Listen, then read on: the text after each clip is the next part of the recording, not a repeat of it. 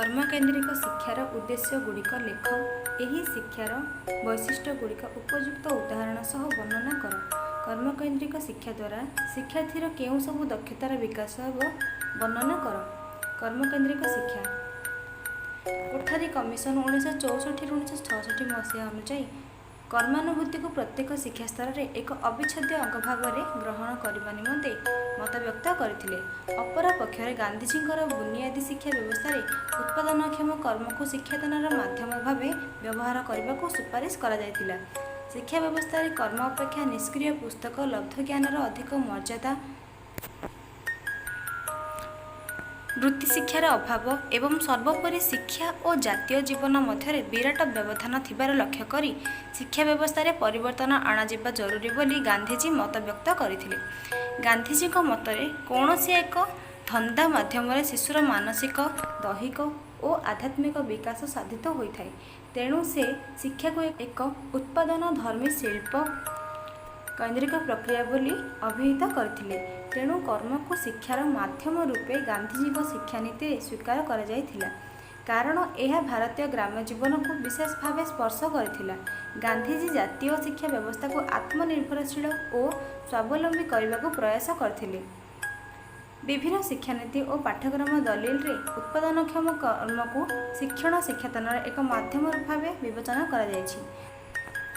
कर्मर अन्यान्य रूप गुड़िक यथा शिक्षण कार्य, परीक्षण, क्षेत्र परिभ्रमण, सर्वेक्षण, स्वास्थ्य और परिमल प्रकल्प, गोष्ठीभित्तिक कार्य नियोजित हेबा मध्य पाठ्यक्रम में गुरुत्वपूर्ण अंग भाव विवेचना करा जाउछि। तेणु जातीय पाठ्यक्रम आधार में 2005 मसीह यह प्रस्तावना दि जाइछि जे प्राक प्राथमिक स्तर आरंभ करी उच्च माध्यमिक स्तर पर्यंत कर्मकेन्द्रिक शिक्षादान पद्धति को व्यवहार करा जाय विद्यालय पाठ्यक्रम में नवीकरण अणा जाई पारिबो। निम्नलिखित उद्देश्य हासिल पाई कर्म को पाठ्यक्रम सह घनिष्ठ भाव जड़ित करा जिबार आवश्यकता रही। निम्नलिखित उद्देश्य हासिल पाई कर्म को पाठ्यक्रम सह घनिष्ठ भाव जड़ित करा जिबार जेउ आवश्यकता ताहा तले वर्णना करा जायछि। उद्देश्य शिक्षार्थी आवश्यक ज्ञान ग्रहण करिबो जहाँ शिक्षार्थी को सामाजिक चिंताधारा पृथक करुनथिबो, जद्वारा शिक्षार्थी सामाजिक परिवर्तन आनिबारे सक्रिय भूमिका ग्रहण करिपारिबो। शिक्षार्थी ठारे मूल्यबोधर विकास करिबा, जद्वारा विभिन्न संकटजनक परिस्थिति को से सफलतार सह सामना करिपारिबो।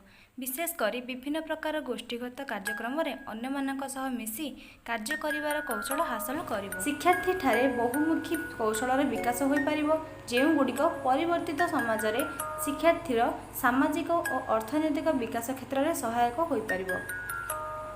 कर्मकेन्द्रिक शिक्षा धंदामूलक शिक्षा और कर्मानुभूति ठारू भिन्न। विद्यालय रे एहाको एक सार्वजनीन कार्यक्रम भाव कार्यकारी कराजिबार आवश्यकता रही। एहाको विद्यालय स्तर में कार्यकारी करबाको हेले केतेगुड़िए मार्गदर्शी नीति को बुझिबा जरूरी।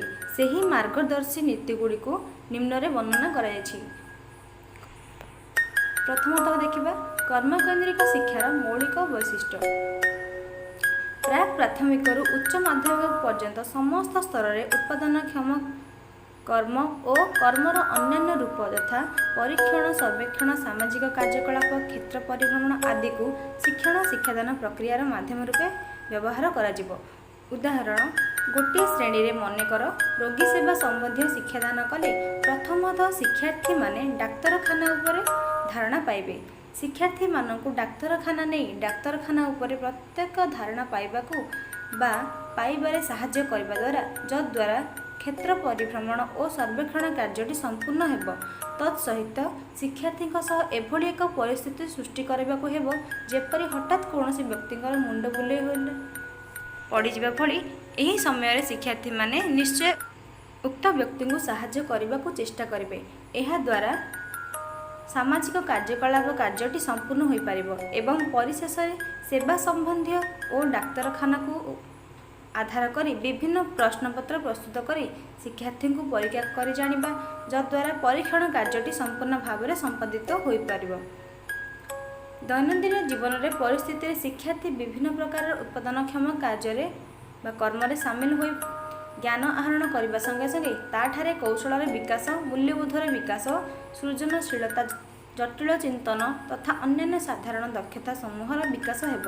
ଉଦାହରଣ, ଶିକ୍ଷାର୍ଥୀମାନେ ଭାଷା ସମ୍ବନ୍ଧୀୟ ଜ୍ଞାନ ଆହରଣ କରିବା ଦ୍ୱାରା ଭାଷାଗତ ଶୁଦ୍ଧତା ବିକାଶ ହେବ। ମନେକର ଜଣେ ଶିକ୍ଷାର୍ଥୀର ପିତା ବା ବାପା ପରିବା ବିକାଳି। ତା ବାପା ପରିବାକୁ ଭୁଲରେ ପାରିବା ଲେଖିଦେଲେ। ସେଠାରେ ଶିକ୍ଷାର୍ଥୀ ଜଣକ ବାପା ଲେଖିଥିବା ପାରିବାକୁ ଠିକ୍ କରି ବା ଶୁଦ୍ଧ ଭାବରେ ପରିବା ବୋଲି ଲେଖିପାରିବେ।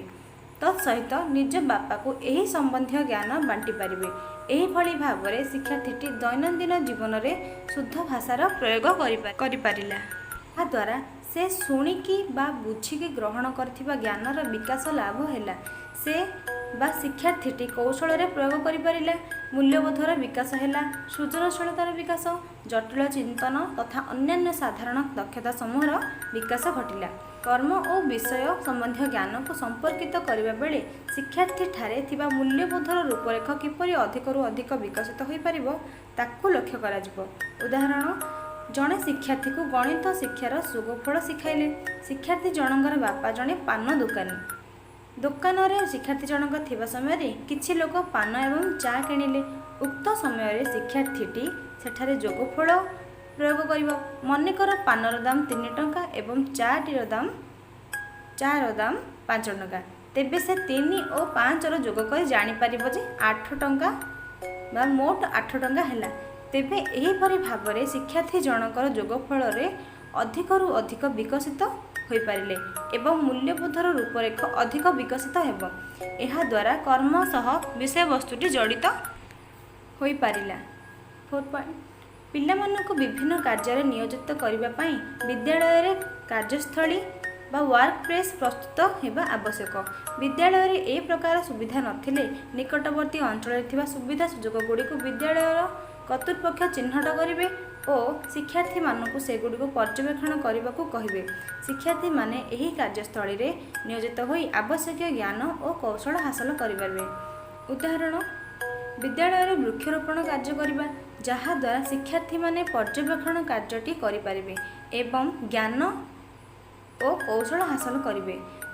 ବିଦ୍ୟାଳୟକୁ ନିକଟବର୍ତ୍ତୀ ଅଞ୍ଚଳରୁ ସାଧନକର୍ମୀମାନଙ୍କୁ ନିମନ୍ତ୍ରଣ କରି ଶିକ୍ଷାର୍ଥୀମାନଙ୍କୁ ବିଭିନ୍ନ ପ୍ରକାରର କର୍ମ ସମ୍ବନ୍ଧରେ ଶିକ୍ଷା ଦିଆଯିବା ପାଇଁ ବ୍ୟବସ୍ଥା ଗ୍ରହଣ କରାଯିବ। କୃଷିଜୀବୀ, କୁଶଳୀ କାରିଗର, ସ୍ୱାସ୍ଥ୍ୟ କ୍ଷେତ୍ରରେ କାର୍ଯ୍ୟ କରୁଥିବା ଡାକ୍ତର ଓ ନର୍ସ, ଗୋପାଳନ, କୁକୁଡ଼ା ପାଳନ ଓ ମାଛ ଚାଷରେ ଅଭିଜ୍ଞତା ଥିବା ବ୍ୟକ୍ତିବିଶେଷଙ୍କୁ ବିଦ୍ୟାଳୟକୁ ନିମନ୍ତ୍ରଣ କରାଯାଇପାରିବ। ଉଦାହରଣ, ସ୍ୱାସ୍ଥ୍ୟ କ୍ଷେତ୍ରରେ କାର୍ଯ୍ୟ କରୁଥିବା ଡାକ୍ତର ଓ ନର୍ସଙ୍କୁ ବିଦ୍ୟାଳୟକୁ ଡାକି ସ୍ୱାସ୍ଥ୍ୟ ସମ୍ବନ୍ଧୀୟ ଜ୍ଞାନ ଦେବାକୁ ନିମନ୍ତ୍ରଣ କରିବା। କର୍ମଭିତ୍ତିକ ଶିକ୍ଷାର ସଫଳ କାର୍ଯ୍ୟକାରିତାରେ କେବଳ ଶିକ୍ଷକ ନୁହେଁ, ଶିକ୍ଷା ବ୍ୟବସ୍ଥା ସହିତ ସମ୍ପୃକ୍ତ ସମସ୍ତ ବ୍ୟକ୍ତିବିଶେଷ ଓ ଗୋଷ୍ଠୀର ସଦସ୍ୟଙ୍କ ସହଯୋଗ ଆବଶ୍ୟକ। କର୍ମକେନ୍ଦ୍ରିକ ଶିକ୍ଷାର ପରିଚାଳନା ବେଳେ ଏହା ଲକ୍ଷ୍ୟ କରାଯିବ ଯେ ଶିକ୍ଷାର୍ଥୀମାନେ ଆବଶ୍ୟକୀୟ ସାଧାରଣ ଦକ୍ଷତାଗୁଡ଼ିକୁ ହାସଲ କରିପାରୁଛନ୍ତି। ବିଷୟଗତ ଦକ୍ଷତା ହାସଲ କରିବା ସହିତ ପ୍ରତ୍ୟେକ ଶିକ୍ଷାର୍ଥୀ ସାଧାରଣ କୌଶଳ ଓ ଦକ୍ଷତା ହାସଲ କରିବା ଆବଶ୍ୟକ। କର୍ମକେନ୍ଦ୍ରିକ ଶିକ୍ଷାରେ ଏହା ହିଁ ହେଉଛି ପ୍ରତ୍ୟେକ ଶୈକ୍ଷିକ କାର୍ଯ୍ୟକ୍ରମର ମୁଖ୍ୟ ଉଦ୍ଦେଶ୍ୟ। କର୍ମକେନ୍ଦ୍ରିକ ପାଠ୍ୟକ୍ରମରେ ଏହି ସାଧାରଣ ଦକ୍ଷତାଗୁଡ଼ିକୁ 3ଟି ମୁଖ୍ୟ ପରିସରରେ ବିଭାଗ କରାଯାଇଛି। ସେଗୁଡ଼ିକ ହେଲା ମୌଳିକ ଦକ୍ଷତା, ବ୍ୟକ୍ତିମାନଙ୍କ ପରସ୍ପର ସମ୍ପର୍କ ସମ୍ବନ୍ଧୀୟ ଦକ୍ଷତା, ପଦ୍ଧତିଗତ ଦକ୍ଷତା। ମୌଳିକ ଦକ୍ଷତା, ଏହି ଦକ୍ଷତାଗୁଡ଼ିକ ଯେକୌଣସି କାମ କରିବା ପାଇଁ ଆବଶ୍ୟକ ପଡ଼ୁଥିବା ବ୍ୟକ୍ତିଗତ ବୈଶିଷ୍ଟ୍ୟ ବା ବିଶେଷ ଗୁଣ।